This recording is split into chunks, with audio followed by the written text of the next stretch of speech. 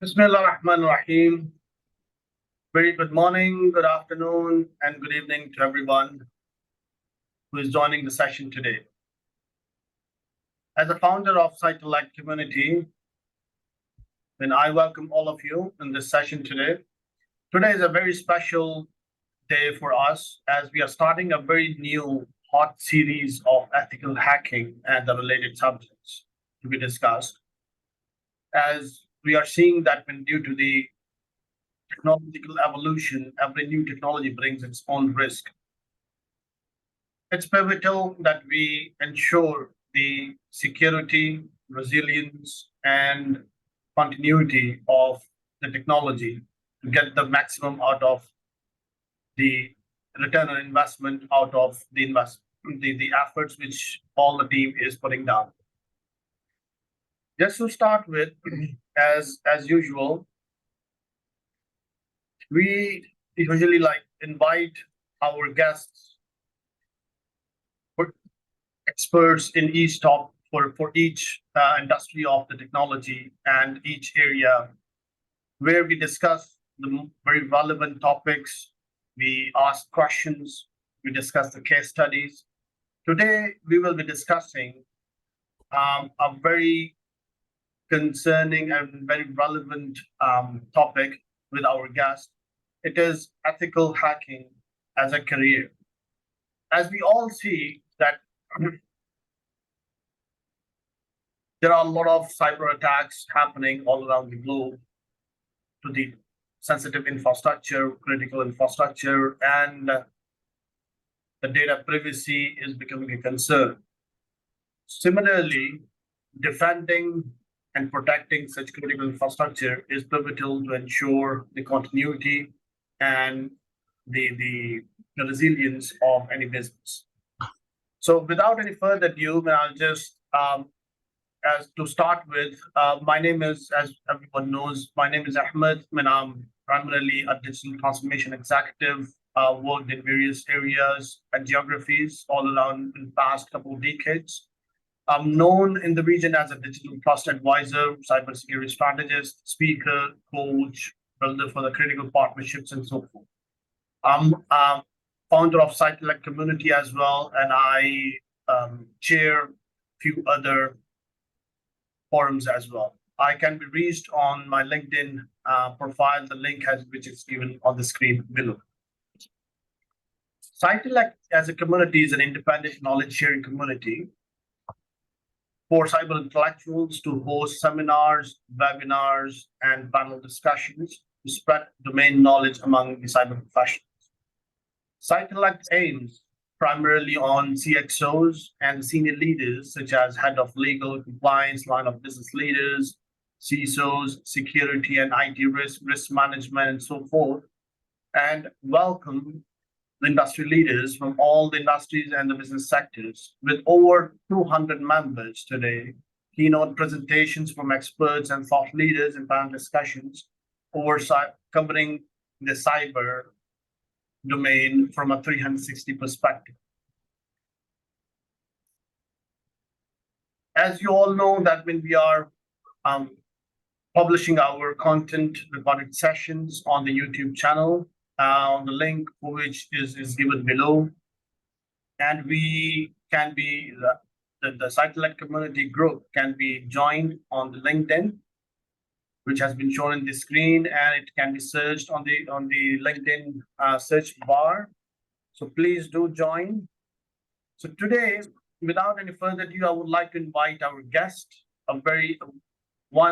another very special guest for us today is Najmul Hassan. He's a cybersecurity expert, and he will be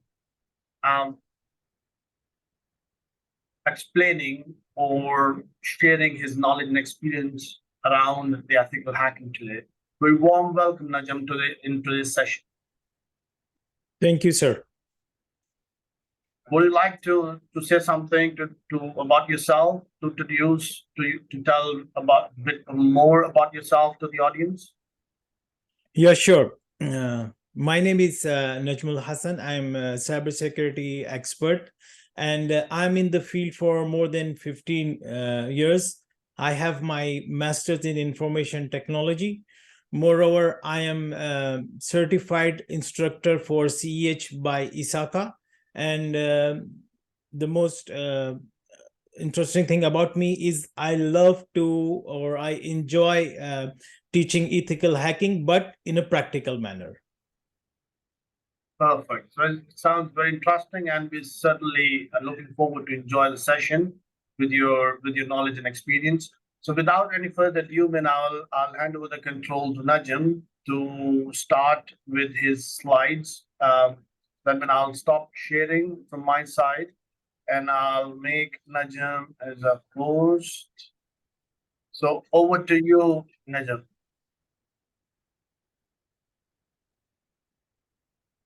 Thank you, sir. Is my screen visible to everyone? Yes, it is. Okay. First of all, sir, Mr. Ahmed, I would like to thank you for your efforts which you are doing in the field of cybersecurity. I really appreciate all your efforts. From your very busy time, you are taking out the time for the community. I really appreciate it. So let's start with the session. Today's session is about how you can start your career as an ethical hacker or as a pen tester. These two terms are interchangeable. So sometime I will be saying ethical hacker, and sometime I will be saying it as an pen tester. So over here, we have organized this session in a way to take you from ground zero to the beginner, or you can say land you somewhere in the intermediate level. We have around about 3 main topics to discuss today. Number one is academic qualification required to be an ethical hacker, and what professional certifications can support you in your career. Then these two topics we will discuss very in a short manner. We will not go in deep details.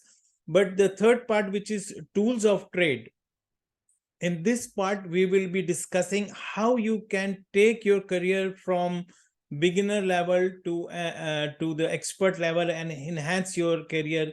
What things you need to do, what learning environment you need, what tools will be required for you, and how you will make choice of the right tools and operating systems.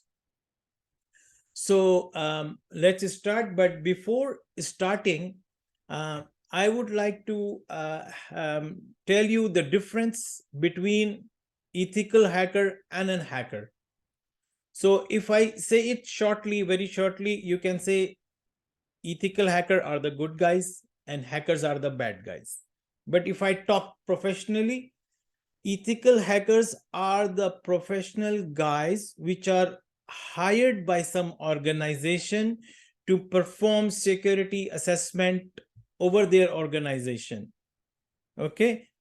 Whereas hackers, normal hackers, they are, you can say, they are uninvited intruders into your network. So if we talk about ethical hackers are the professionals which are hired by an organization under some agreement. Okay, and this means they are giving them the authority to compromise them under some rules and regulation. Now there will be some paperwork need to be done before ethical hacker can start his work. So this is the main difference between an ethical hacker and a hacker. So in a short, we can say ethical hacker has the permission from the organization to carry out hacking activity on them. But so, Najm, if I may like interrupt you here, just for a layman to understand, because there are a lot of followers of our community who look into our content who are not actually from a technical background. Just for the sake of them to understand, when I'll be asking some silly questions to you. I hope you don't mind. No, sir, please go ahead. So would that mean, like, the difference between ethical hacker and the hacker is more related to the core intent the intention with that, the use of that intent, they are using such tools like, to achieve a good, for the good purpose or a bad purpose. Would that be, can be said as a basis for the differentiation? That could be some part of it, but initially, if I talk about ethical hacker are the person, they don't hold any criminal cyber records, number one thing. Okay, whereas a normal hacker, he can have some criminal record. Another thing, which as you said rightly, the ethical hacker, they don't have any intention other than increasing the security posture of their client or organization for whom they are hired. But whereas if you talk about the normal hacker, his intentions are his goals to himself only, which will benefit him. Like it could be a loot. By loot I mean it could be a data which he is taking from the victim, or it could be some other things. So you said that yes, the normal hacker, the bad guys, has personal intentions. Okay, whereas ethical hacker, he has an intention that is very much or totally in the favor of the organization. That is to Right. increase the security posture, uncover their vulnerabilities, and give them proper solution how to cover these holes in the security. But now, when I became slightly more confused when I think about like those hackers which are generally known to be involved in cyber espionage and the corporate or state sponsored hackers. They are sponsored, they are hired, but may not be for the good intention or the good purpose. So would you classify them as well as a part of ethical hacker, or they are a bad side of it? Well, that's a very difficult question. It depends That's upon why I for whom I'm ask an working. expert. If as you said, no, state sponsored hackers, if you talk about state sponsored hackers, well, those are the hackers, they are working for their country, for their country. From their point of view, they are the good guys. Right. You got my point, right? But for the people on the other side of the border, they are the bad guys, they are the enemies. So it really depends from your position of thinking. But no, very rightly said. Like that depends on the perspective of or the way people interpret. Though yeah, hacking, based on my limited knowledge, is all about an innovative way of doing something, few things in a differently. So we can do. okay. Yeah. So I'll leave it to you. I think Yes, there's a sir. lot to cover in the session now. So over here, I would like to clarify a single point, which is very important for the beginners, those who are entering the field, to please keep yourself away from any cyber crimes or anything. Why I'm telling this? Because if you are holding any professional certifications, there are very high chances that if you are found involved in any activities such as cyber crime, those you will not be able to hold those certifications. So you need to be an ethical hacker is just not the knowledge in everything. You have to keep a very clear track of your work. You should not be part of any cyber crime at any time. Right. So my last question from regarding this slide before we proceed is that why people are so, or these days, why there's just so much of like the passion around especially young people to become ethical hacker or get into the hacking. Is that something like the field is like it's all about getting into systems, reaching or fetching some sensitive data? Is it so exciting to the youth, or what do you think about it? Well, for me, the field of cybersecurity itself is very exciting. This is number one.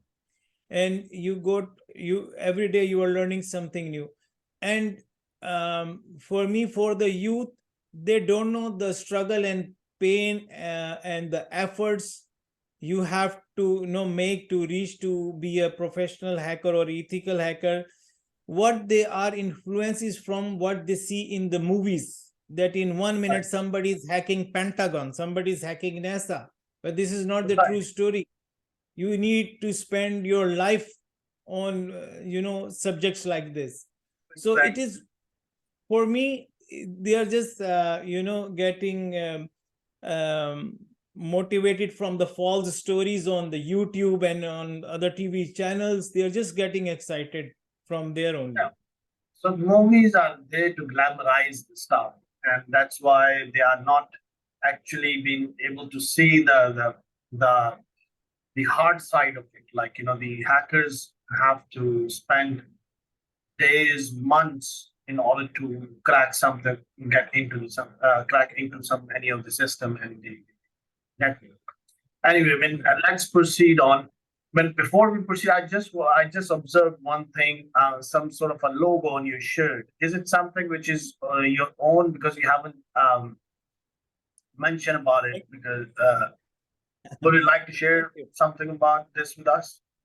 Yeah, thank you. Thank you for highlighting this point. Well, this is a logo of my channel, which I'm in a very initial stage. I'm not getting the proper time to, to make more videos over it. The basic thing, or you can say the point of my channel is is delivering cybersecurity in my language, which is Urdu. Okay, for because my thinking is, like, if I spread these lectures in Urdu, in my language, there are more people in my country, there are more newcomers in my country which are not well versed with the with English. So it will be very easy for them to follow in their own language. And the other thing about my channel is it's totally a practical channel in which I show everything accurately, in a practical way, and in very depth. So if you go and see the videos, I have started from very initial steps, then I take them slowly to the expert level. So the basic theme of my, or you can say the basic idea of my channel, is to promote cybersecurity in Urdu language.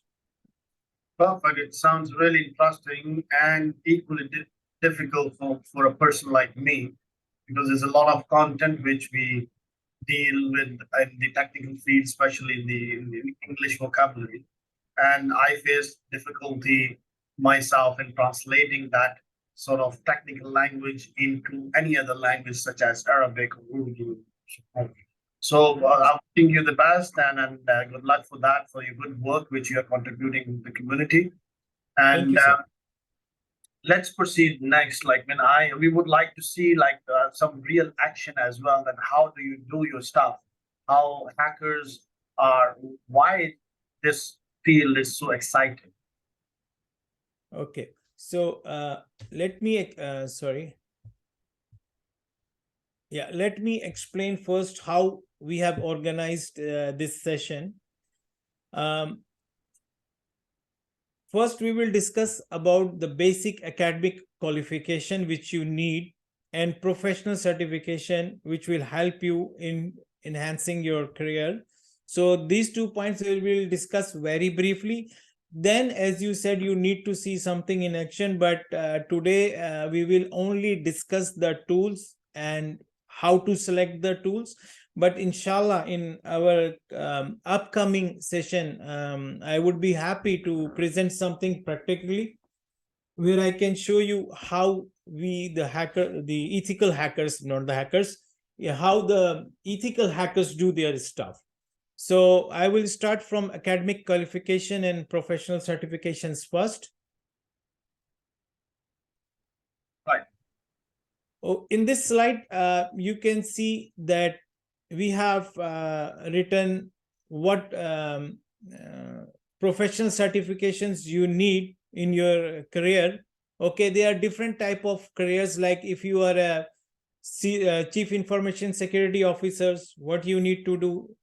If you are security architect, or if you are a pen tester, which we are focused on today, what certifications you need. One of the thing which I want to highlight in this is, or stress, is to have your bachelor's completed, or master's is much better. Because I have seen a long debate on the YouTube where they say in some of the debates that no, your academic qualification doesn't matter. You don't need a degree, or you don't need a master's degree or bachelor's degree for your career in cybersecurity. I would say no, I would deny it totally. No, this is false information which is being propagated over the channels. No, for the newcomers who are the beginners, they must complete their graduation or master's in any relevant computer field. It could be cybersecurity, it could be artificial intelligence, or whatever. But come to this field at least with a bachelor's degree, and if it's good if you come with a master's degree. Then later on, or in between, when you are pursuing for your graduation or master's, you can complete professional certifications like CEH or OSCP or some other relevant certification. But for me, bachelor's and master's is most important, because it will make you stand, high in the position, and it will be more easy for you to go to the interview table. Okay, because your skills and everything comes later. The first thing is piece of paper, your certification, which takes you to the interview table. Okay, so over here I have discussed what you need to do. If you see, in all of the things I have written computer science bachelor's. It doesn't mean it's computer science bachelor's. It could be any bachelor's computer science, like information technology or in coding, or now there are many IT bachelor's fields there. You can select any, but make sure you select the most relevant to your career. Then comes a professional certification. Professional certification, if you are going for pen tester, which is the topic for today, so the most relevant certification will be CEH, which is Certified Ethical Hacker, and OSCP. Okay, so these two certifications are a must to have in your bag, at least CEH, to to be in your career path. Right. Now So, our Najma, I have a question regarding this thing is that, see, when you said, like, that when anyone who would like to pursue his career as a ethical hacker has to have a bachelor's or master's degree. And yes, there is a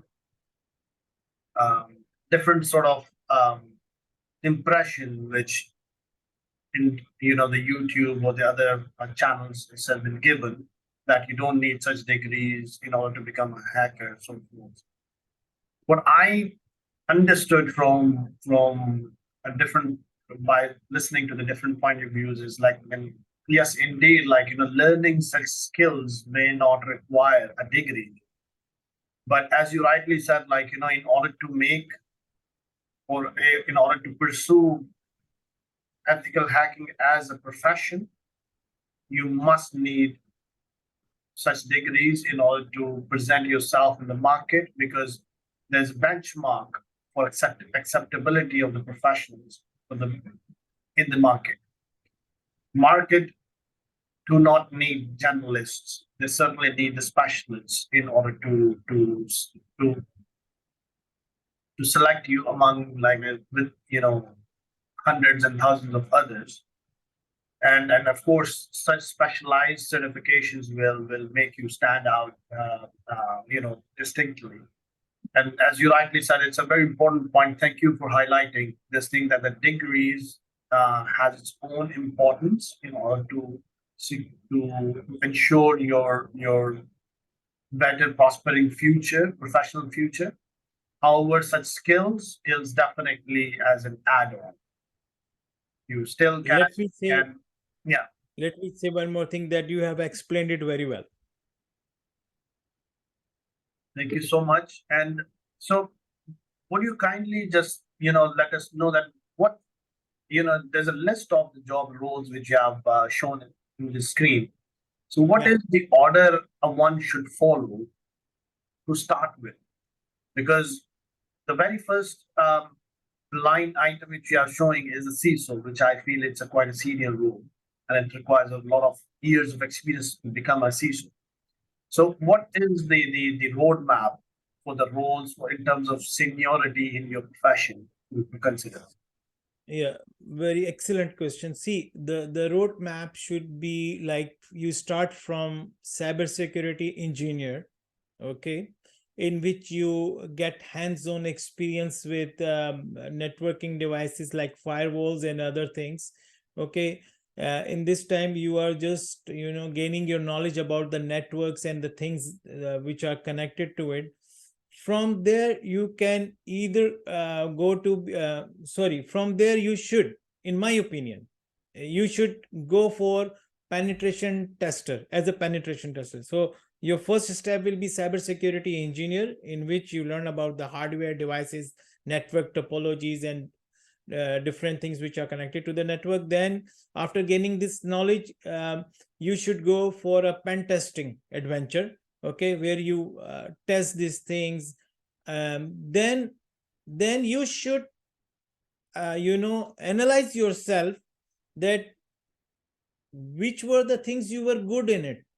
Like, were you good in the networks? Were you good in the firewalls? Were you good in the switching? Okay, from there you should decide, or you were good in some type of coding.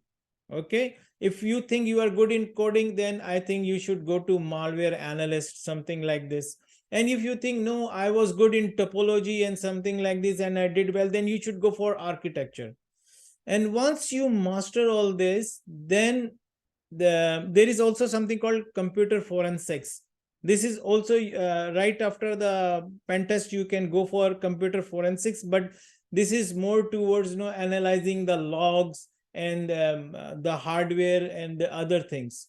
So in the end, when you master 2 or 3 of this, then only you can go for chief information security officer.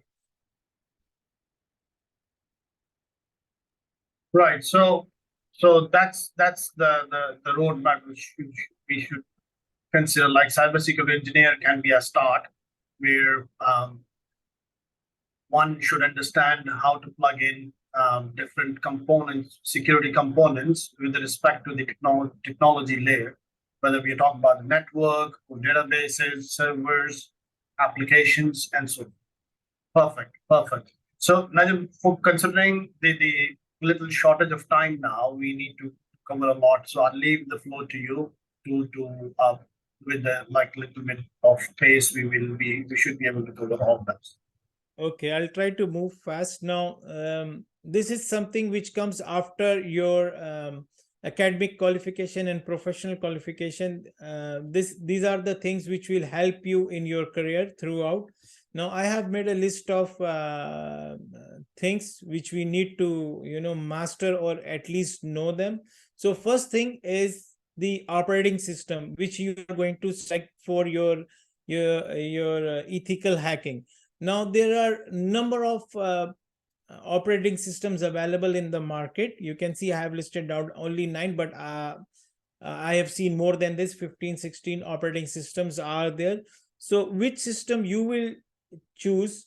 Okay, for me, as an expert opinion, I would like to work on Kali Linux or Parrot OS. Okay, why? Because they are very much focused on penetration testing, as and they include almost every part of penetration testing. All the tools are there. If you talk about the rest of the operating system, they are very focused to some technology or some part of the penetration testing. They do not cover penetration testing as a whole. But if you talk about Kali Linux, or ParrotOS, they come with preloaded almost all the tools for penetration testing. So for this reason, I would like to compare between Kali Linux and ParrotOS. For you, to choose, it will be very easy for you to choose. But honestly speaking, you should try both of them. Okay, you should try both of them. Why?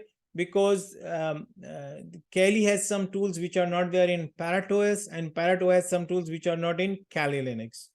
Okay, so let's talk about what they have differences. If you talk about Kali Linux is more popular than ParrotOS. Why? Because Kali Linux was the first to enter the market, or which was introduced. It was, I think, introduced in 2003. Okay, and it was introduced as a kernel auditing tool. This is why it is called Kali Linux, kernel auditing Linux. Yes, and the ParrotOS is less famous in the market right now because it came right something 10 years after the Kali Linux. Okay, and this is why it is being used by less people. Now there are many people, though many security engineers, those who are using Kali Linux. This is why it is most famous and most used. Both the Kali and the ParrotOS, they are both Debian. They are developed over the Debian, which is a very stable operating system, and it is backed by a very sincere community. So whenever there is an upgrade or anything, the community makes sure that it is very stable, then only it is launched. So there is no problem in going for Kali or ParrotOS as far as the stability is concerned. Okay, number 3 is number 4 is, if you see Kali is little resource hungry as compared to the ParrotOS, because Kali Linux will take something about 1 GB of RAM and 20 GB of your hard disk space, whereas ParrotOS, he will take only 320 GB of RAM. And I think I don't remember exactly how much hard disk, maybe 15 GB or less, or maybe lesser than this. Now the biggest difference, why I want because I want all the beginners to start from the Kali. Why not from the ParrotOS? Now the big difference is the documentation. The Kali has very detailed documentation as compared to ParrotOS. ParrotOS also has documentation, but as you see, the Kali is in the market like 10 years before ParrotOS. There are more experts' opinions, more expert articles on it. So in your learning career, when you are in the start of your career, if you get into any problem, it will be very easy if you are using Kali to come out of the problem, because you will have a plenty of documentation and accurate documentation which is available over the internet as compared to ParrotOS. So I would suggest the beginner to start practicing from Kali. Yeah, Another thing, sorry to let me interrupt you here for a bit, because the number 4, when you talk about the RAM requirement, the memory requirement, I feel like when you're saying like Kali being the resource hungry and it is only required 1 GB of RAM, so is it something sort of a typo here, or because I'm not like able to understand 320 GB? yes, exactly. It is MB. Rightly pointed, Mr. Right. Ahmed. Rightly pointed. It's 320 MB. Sorry for this typo. No worries, because that's for our viewers, just not to shock them up or give them the heart attacks, because there will be no operating system in the world that requires 320 GB RAM. right. So due to that reason, because there are a lot of industrial servers as well that may go up to 128 or maybe 256 GB of the RAM, but not to this extent. But nonetheless, so right. So you're recommending that for anyone needs to start with the Kali because of the detailed documentation available and a lot of guidance is around. And is it like, and you're saying that to move to the Parrot afterwards. So is it something for related to the more level of expertise as well? That when do you mean that in order to use a Parrot OS, you need to have a more better skill set than rather than using Kali? No, it's reverse. You need less experience in Parrot OS. You need more expertise in Kali. Okay. The Parrot OS is more easy to use and is more user friendly. Let me tell you, there are few editions of Parrot OS. The right edition for pen tester is Parrot OS for security. There is home edition also. You don't need to install that. You need to install Parrot OS for security. Another thing about Parrot OS, I would like to mention that as Kali was invented keeping in mind the kernel auditing, Parrot OS was invented keeping in mind your anonymity, or you can say it was more towards the privacy. This is why the Parrot OS comes pre-installed with some software which maintain your anonymity, which is like AnonSurf is there pre-installed, which is not pre-installed in Kali. You need to install it. So AnonSurf and Onion routing is there pre-installed, which comes with the Parrot OS. So another difference is like number of tools. Right now, Kali has something like 600 tools, whereas the Parrot OS has more tools than Kali. So if you talk about the tools, yes, rightly Parrot OS outclasses Kali because Parrot OS has some more encryption tools as compared to the Kali, and as Parrot OS, is less resource hungry, it runs faster than the Kali operating system. I hope this clears. So it will make easy for you to choose between Kali OS or the Parrot OS. Indeed, very rightly said. So we have almost 1 minute left for the recording session. So yeah. So no problem. We can continue some other time if you would like. No, let's continue. Let's continue. Okay. So over here I have discussed the tools. Okay, some of the tools which a beginner needs to have with him, or which a beginners must experience. Okay, I have listed down some about 8 tools, but we will be discussing due to the shortage of the time 1 or 2 of them. See, the first tool which you should master, because you are going to take up the career of ethical hacker or ethical pen tester, is Nmap. Now, Nmap for me is the most important tool. When you start any engagement or any project, or when you start to scan a network,